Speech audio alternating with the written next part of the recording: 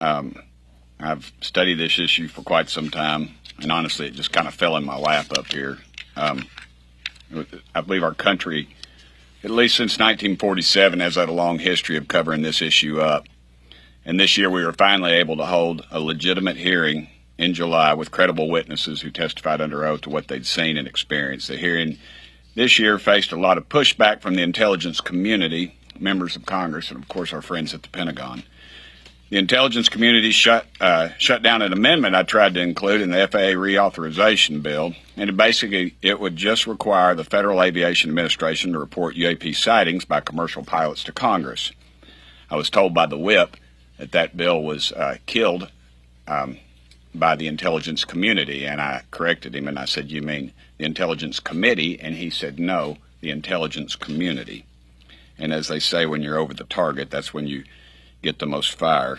And it would just, like I said, it would just require the FAA administration to report UAP sightings by commercial pilots to Congress. Again, they spend a whole hell of a lot of time and effort and money to tell us something exists that does not exist. And so, fortunately, another amendment I introduced this year, it was to increase transparency. And honestly, this is what this whole issue is about transparency. On the issue, was included in this year's NDAA Act. It required the Department of Defense to declassify any documents and records relating to publicly known sightings of UAPs or UFOs that do not compromise the national security of the United States. It all comes down to one word, and that word is transparency. I've been briefed on things I can't talk about in public because it's considered classified. But why are we classifying so much about this, especially if the information doesn't jeopardize national security and we have departments telling us that they do not exist? We are here today to discuss that. I've got several other notes, but I'll skip over them because I know y'all probably want to hear from the folks behind me. We had some great witnesses, as I stated before, but these folks want to talk about more of the transparency and some of the pushback we're receiving from those aforementioned groups. And with that, I'll turn it over to my dear friend, Representative Luna, the mother of Henry. And if you get to see this kid, you got to see this kid. He's spectacular. Thank you all so much. Thank you all for being here today. It is unacceptable that any mid-level unelected bureaucrat staffers can tell members of Congress that we are not allowed to access information about UAPs. Let me be clear that we are the representatives of the elected, or that of people that sent us here to do the right thing. Unelected bureaucrats do not get to say what we can and cannot see. We've had 3-star generals tell us that we did not have authorized access to this information. But yet, how do you expect us to continue to send taxpayer money to fund government projects if you're not even allowing us to see what those projects are? And I say that because, as some of you know, we have been consistently hearing that we do not have the authorized clearances, again, by people not elected to office. Let me repeat this. The people's representatives, members of Congress who sit on Judiciary, Armed Services, and the Oversight Committees are being denied access to this information. But if we do not have the clearance, who does? Does this sound like a truly free country? Referencing Grush, I know there was many questions in regards to what was happening with his current IG report and whether or not we were able to receive access to that information. We were previously denied this. We have now received permission from him directly to go back into the SCIF to review that information. But in my short time in office, it has become very clear and evident that there is an apparent an orchestrated attempt to deny us this access, and it appears that that is coming from the intelligence community. We have a rampant overclassification problem. We need the UAP Disclosure Act, which I would ask that if you see to my left, you have Representative Burchett's language, and it should be added. As we know, we do not want to go forward with fake promises to the American people. I'd also like to speak on the issue that some members have stonewalled our efforts to get transparency, and this is also unacceptable. No one member is above another, and the American people deserve to know as much about the existence in this universe as possible. They certainly have a right to know about whether or not if their safety is threatened, and most especially when it comes to our men and women defending us in the skies. This is a simple answer. Stop barring us from the truth. Good morning. Good afternoon, I should say now. So I'm happy to be here. with the folks that have really been talking about this since the beginning of Congress. This is not something that I thought I would get involved in when I first came to Congress.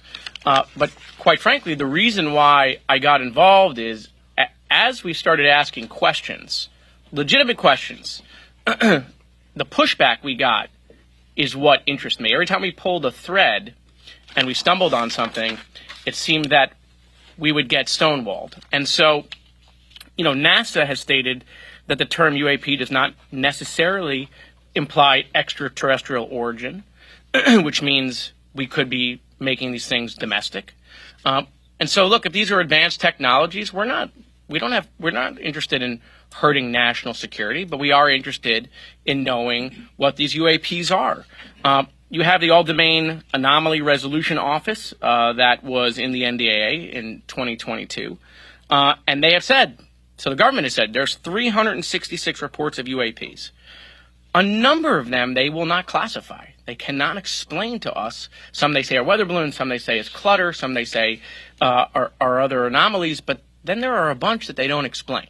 And I think you see not just a bipartisan approach here in the House, but you see a bicameral approach with Senator Chuck Schumer and what he's trying to accomplish. And that really just is transparency and disclosure. I think the American people have a simple question, which is if none of this exists, if this is all false, why at every turn are there people trying to stop the transparency and the disclosure? Why are folks who are in charge of committees, whether they are in the House or in the Senate, opposed to this disclosure?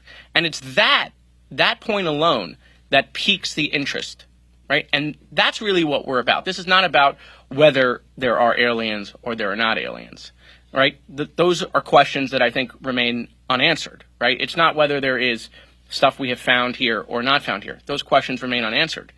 The problem is when we ask those questions, right, rather than being provided information that would prove it false, they stonewall the information. And that is what piques the interest. Thank you.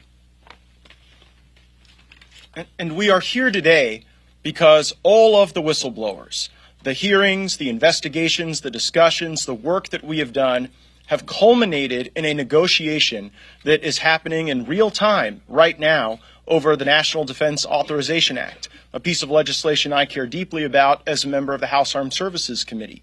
And in that negotiation, we are fortunate that the amendment Congressman Burchett offered to the House version of the NDAA provides a beachhead for us to be able to get the answers and to be able to demand the transparency that is necessary.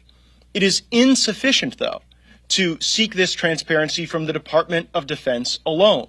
We have to have cooperation so that Title 50 authorities through the intelligence community are also subject to review, that the FAA, the NSA, the FBI, even state and local authorities that have information are able to have that cataloged, assessed, and then put out before the public.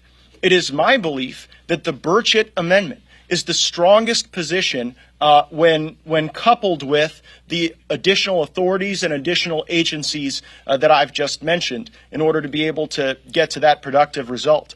Unfortunately, we have members of the House Intelligence Committee and the Senate Armed Services Committee who right now are frustrating the effort that we are putting forward in order to be able to obtain the information and to move forward. I think it is productive that Senator Schumer has engaged on this issue. He's not an insignificant person in this town, but I am concerned about embracing a disclosure paradigm that mirrors the JFK assassination disclosure paradigm. I don't know that there are any Americans who would view the JFK assassination disclosure paradigm as some sort of vaulted standard. Time and again, we've seen that system fail. I also don't believe that, pursuant to the Schumer language, we would have to wait 25 years in order to get this information. 25 years is a long time when you consider what Mr. Burchett said about the lack of veracity that the government has provided to the people up until this point. And so we're here to call for the most inclusive, most robust provisions possible to be included in the NDAA. We don't want to see a lot of log jams created. And in the event that there's any designation of a national security concern regarding disclosure, we believe that this information can no longer be siloed with the entities that have frustrated disclosure.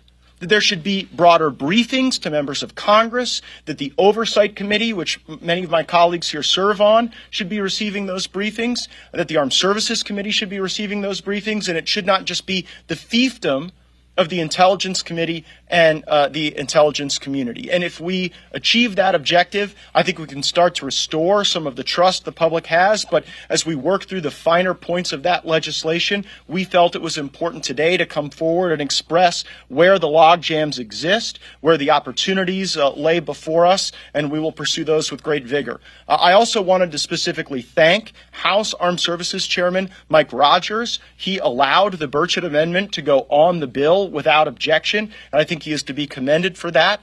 And also when my colleagues, Ms. Luna and Mr. Burchett and I, were at an Air Force base and were told by Air Force officials that we weren't allowed to see information that whistleblowers had expressed to us existed, it was in fact Chairman Rogers himself who personally engaged with the Office of the Secretary of Defense and gave us the opportunity to view the images that were taken by pilots of some of these unidentified aerial phenomenon. So work to be done, but we hope that this gives you clarity as to what our goals are, how the scope and depth of the mission ahead.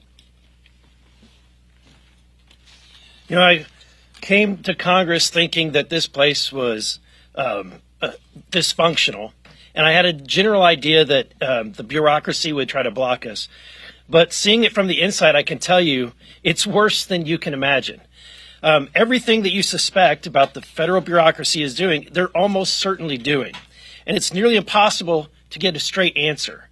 So you all know my perspective, but at the end of the day, I think the taxpayers deserve to know where their money is being spent. The question we have before us is that, are we in an environment where the republic is being threatened by individuals and by people who are not elected to be able to withhold information from the public? And so I want to applaud the efforts of this group and the folks standing behind me, especially Mr. Burchett, who, as he said, it's time for transparency. It's time for Tim's amendment to be passed, and as well as the Schumer amendment. While they may not be perfect in their current forms, it gets us in a better direction. And it's my belief that both of them will actually put us in a better place. I don't think that they have to be mutually exclusive. At the end of the day, if we want transparency, we should be going after every avenue that we can to get the information to the American people. Thank you. Well, again, thank you all. This is about accountability and about transparency. It's about holding the deep state to task for their refusal to declassify information that the American people need to know, that Congress needs to know. In July, I questioned highly decorated naval and intelligence officers who had been in aircraft, who had seen UAPs, and what they told me was alarming. These officers told us that when encountering these UAPs, had they had to defend themselves or their aircraft or their personnel, they would not have been able to do so. 3 military intelligence officials swore when giving those statements. Foreign objects are buzzing around in our airspace, and Joe Biden's over 30 generals have not only been silent on the issue, but yet have yet to play ball with Congress. Not to mention, American farmers are seeing intelligence aircraft above their fields. There have been 144 reported sightings of these objects that we know of, and the DoD is more concerned about pronouns and woke agendas than informing Congress and having accountability and having transparency. In a moment when American supply chains are broken, Our border is overrun. And Chinese ownership in American institutions has skyrocketed. American defenses against unknown aircraft are paramount. Because of this bipartisan effort in the House and now the Senate, intelligence agencies are now beginning to tout exploratory measures to investigate UAPs. But this needs to be an expeditious process, not 25 years. That's unacceptable. It should be noted that the Kennedy deadline has been blown through a couple of times. The information released has been less than full disclosure. And so whether it's little green men, American technology, or worse, technology from the CCP, we need to know. There needs to be better cooperation amongst agencies, and Congress has a right, an obligation to know. This is about transparency. This is about accountability. The truth is out there, and the American people are ready. Does anyone have any questions? Yes, sir. Yeah, so I have two. On the amendment, Congressman, that you have there, it's a page and a half. The Senate version of that is 64 pages. Yeah. I'm just wondering, are there other things that you're going to be hoping to do that eminent domain thing or whatever, or is that it on your end? I would like to be, that would be it. I think we've overcomplicated the issue. 64 pages, and Matt alluded to the 25 years. I mean, good gosh, you modeled something after the Kennedy assassination situation, and we're still waiting. Even it just peruse that they allowed a delay of 300 days, and then there's the blanket if it's a national security issue. I mean, so it just, to me, we've got a lot of doors that could be opened, and I think this is I just like a clear, concise way to do it. And I don't need a bunch of lawyers looking over our shoulders telling us, sorry, Jared. And Matt, yeah, sorry, but I mean, the lawyers are literally looking over your yeah, they're literally looking over my shoulders. I just think a simplification is the way to go. Simple answer. And the second one was just, you made the distinction between the Intel community and the Intel committee. Could you characterize how the Intel committee here is responding to your legislation? I think I can speak to that just because, we had an NDAA conference meeting yesterday where members of the House and Senate both raised this issue in debate, and the strongest resistance to transparency and disclosure and the Burchett language has come from the House Intelligence Committee. Other questions? Yeah, Ryan. So, when you raise these concerns about the Intel community being the ones that seems to be the roadblock every time you ask questions, is it your suspicion then that what these phenomenon are more likely to be are intelligence technology as opposed to little green men? Is that what you're trying to figure out or drill down on?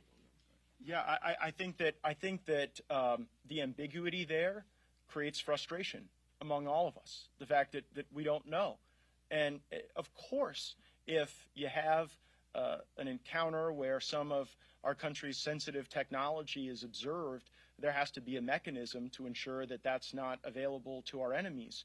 But that does not justify the multi-decade roadblock that we have encountered. And as you heard from Ms. Luna, when we've got unelected staff members limiting our access to SCIFs and to the types of briefings that we want to receive as elected lawmakers, it really raises questions about whether or not this is really the propriety of some of our intelligence assets or whether it's part of a cover-up. And only when we get the information will we be able to parse that distinction. Griff? So sticking with the intelligence community, the CIA has reportedly got this secret office, been investigating this for decades. It has recovered some 9 instances of possibly extraterrestrial material. So is the CIA, do you believe they're hiding something? And if so, what is it? Well, I believe that the recalcitrance from the CIA and from the intelligence community may be animated by some of the cover-up that we have seen up to this point. I hope that's not true, but I'm concerned that it is. And so that's why the Burchett language currently in the NDAA gives us a beachhead to be able to access not only Department of Defense authorities and Department of Defense activities and programs, but we have to actually get into what the CIA has done with UAPs. But you got to ask yourself, since 1947, they've told us this. Mike. Since 1947, basically, they've told us these don't exist. Yet now we're finding out they're spending millions of dollars. NASA has reports on it. The CIA now has reports on it. But yet the Pentagon keeps telling us they don't exist. So again, we're spending a heck of a lot of money to tell people something, to investigate something that doesn't exist. Yeah, but you're asking the right question, if I can just jump in for a second. Please. Because here's, again, what just doesn't make logical sense, right? Is if this is all nonsense, right? Then why are we seeing constant, from different areas of government, whistleblowers coming out with things that are credible? Why, as legislators, are we being stonewalled? Why does it feel like, just as we're making some progress, all of a sudden the ghosts of Christmas past, present, and future come out to talk to staff or legislators that then all of a sudden aren't on board with more disclosure? And I think that's the American people who are following this. That is the same question that you're asking that they're asking. We see the Pentagon not being able to pass an audit for 6 years straight. Grush testified under oath that, part of these programs, these advanced technology programs, are being funded by overfunding programs in some areas of the budget or backdooring money. And so, again, we have been asking these questions, from the financial standpoint and from the transparency standpoint. And it's, Ryan, same question that you had. The intelligence community does not want to share any of this information with Congress. We're asking why. Why? And that it makes it appear that there is a substantial reason why they don't, not an insubstantial reason, right? It's not just maybe it's one of our new toys, right? And so that's, I think, why you see this group pressing so hard. Yeah, if you go back to the hearing and think about what was said in committee, is that you're seeing this increased activity, yes, near military installation, yes, near conflicts, areas of operation, but you're also seeing it near our nuclear installations. And if you assume for a moment that it's American technology, we have normal areas of operation that we would test new aircraft, right? But it's now conflicting with commercial aircraft. So again, there's got to be an accountability mechanism that if it is our technology, that it's being operated safely, that it's being tested safely. And if it's Chinese technology, then we need to know and ask those questions of, are we ready? What are we doing to counter that? So I don't know if it's Little Green Men or U.S. Technology or the CCP, but they're engaging in around our nuclear facilities. And I don't care who it is or where it's from, that should concern you. There are questions that need to be asked. There are questions that need to be answered, and I'll be damned, we're going to find those answers, and we're going to turn over every stone until we get them. Let me just follow up a little bit on what Congressman Gaetz, you said about having to fight to get access to see some of the images. So to the best of you can answer this question, have any of you seen something to lead you to believe stronger in the existence of something extraterrestrial, Well, not Chinese or otherwise? Yeah, I am hesitant to make that leap, but what I can tell you is that when Congresswoman Luna and Congressman Burchett and I were at Eglin Air Force Base, and there were hours of frustrations where they didn't want to let us see a photograph taken by a pilot during a test flight. When I saw the photograph, ultimately, thanks to Chairman Rogers weighing in with the Office of the Secretary of Defense, I can tell you it is of nothing that I'm aware of having existing in our arsenal of assets. And I'm on the Armed Services Committee for 7 years. I'm not unfamiliar with the things that we have at our disposal, and it was not something that I could classify as something that we would possess or a capability that any of our adversaries possess, because we also keep pretty close eye on those capabilities as well. So that leaves the question rather open. On that? In the testimony, there was 13 or 14 documented near misses with our aircraft. So that alone we should ask the question, what's going on? If it's our own people, why are we putting our own people at risk? Matt? You don't have your questions answered from what happened at the start of the year, the spy balloon incident. And you guys often mention China. Why couldn't it be Russia or some other? Well, yeah, Russia can't win in Ukraine. They can't. Yeah, they had this kind of. Yeah, I don't have a lot of unanswered questions from the Chinese spy balloon incident. I can tell you that our concern about China, particularly in the Gulf of Mexico, emerges from their increased activities in Cuba.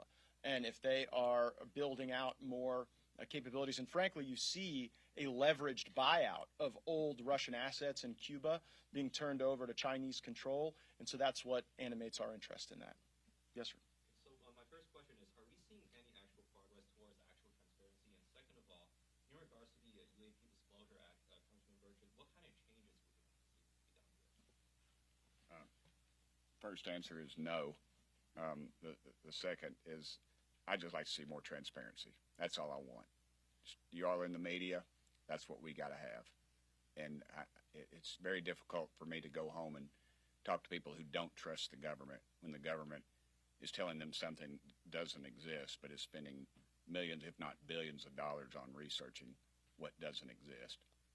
If I can jump in too real quick, to be clear, I think that Schumer's efforts here are probably the floor as to where we would like to see disclosure begin.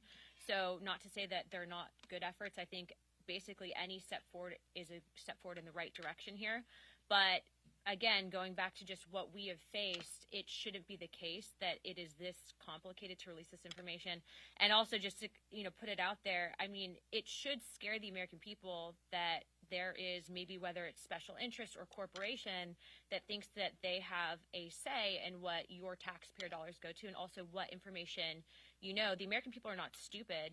We can handle this information. Other countries have declassified similar information, and it's time that the United States steps up to the plate and does the same. One aspect of the Schumer amendment that draws a little concern for me is an appointed body that would review information or photographs or what have you before it's released to the public. That is an appointed body that the American public would have no control over. It'd be appointed by a politician. You'd know who'd be on there. You'd have the missile defense companies. You'd have the usual cast of characters. And to me, that casts a chilling effect on the whole thing, in my opinion. I want to add something that Tim said, because I want to give him some credit. So back to your question of have we seen progress? I mean, listen, it's not like the 118th Congress is doing a lot of things, right? So in fairness, right, I think we're at the same pace. I think because of Tim's efforts and the group behind us, we are actually seeing a lot of progress. First of all, we had a hearing in the House that had never happened before. The Intelligence Committee had a hearing that didn't happen in 50 years. Okay, we've now had multiple press conferences on this. You're having legislation introduced, not just in the House, but in the Senate. So this has come a long way from the times when Harry Reid was talking about it or Marco Rubio was talking about it. You now have a bipartisan, bicameral effort. And so, this place does a lot of things, unfortunately, incrementally, right? It doesn't do big things at the moment. So I got to, Tim is the one who has spearheaded a lot of this. And so, to give him a little more credit that he's willing to give himself, I think we're making a lot of progress. We just have to accept the fact that the pace here in Washington, that we're caught up in that same pace. Yes, sir. Now, have you been able to see any documents or videos, etc., that would be considered classified? And follow that if there's a yes there. Yeah. Go ahead, Matt. Yeah, no, I mean, we have. And so, when you see them, have you said to yourself, there's no way this is a threat to national security? Why is this still being classified? I have reviewed classified information, and thereafter, wondered to myself, be classified, and so I have had those concerns. I've also, as a member of the Armed Services Committee, seen some radar signatures and other information that even my colleagues who are not on the Armed Services Committee have not been able to see, and that concerns me as well. I think we ought to democratize that information at a minimum throughout the Congress, and I think more productively with the American people. We'll take one more. And I was just going to say, I've seen stuff by whistleblowers that you would all be scratching your head. Go ahead, last question. Congressman Gaetz, you mentioned members of the House Intelligence Committee pushed back on this. Did they give you any reason for that? I mean, what are they saying? Can you characterize that? When, you know, the reaction I've gotten is just sort of a broad brush national security concern. There's not been really an itemized critique of the Burchett amendment to the NDAA. It's been more just a generalized veto from the Senate Armed Services Committee and the House Intelligence Committee, and that's most unfortunate. Great, thank you all so much. Thank you all. Thank you. This one, this one.